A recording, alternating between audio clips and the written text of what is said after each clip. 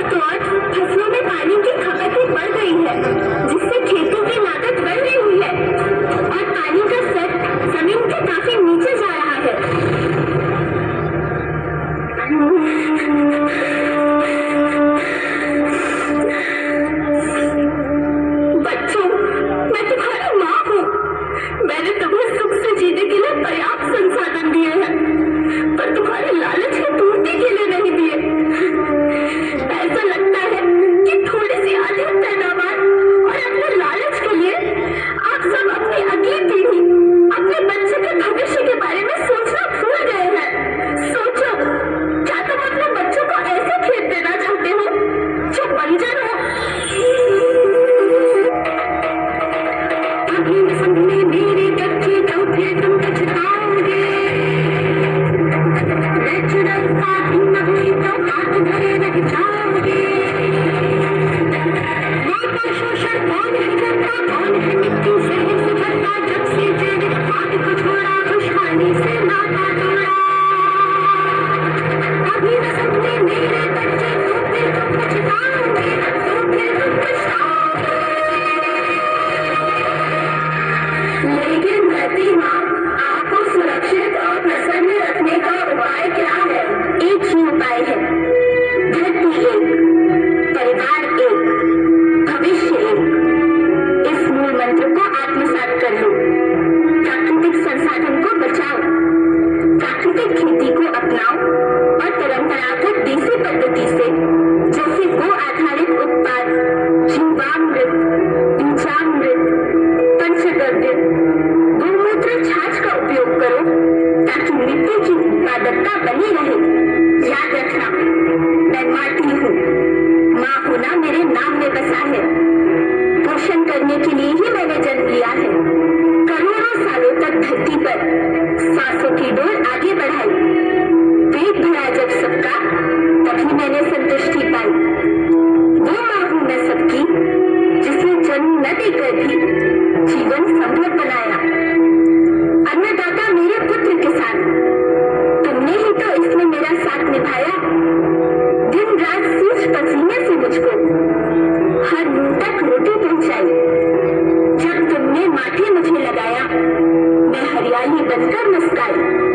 मिट्टी बंजर होने से या धरती के नुकसान से किसी एक देश, एक द्वीप, एक समाज या एक धर्म का नुकसान नहीं है, बल्कि सभी का है, क्योंकि सभी आपस में बंधे हैं। धरती की श्रृंखला टूटी, माला टूटी, सब बिखर जाएंगे, सब खत्म हो जाएंगे।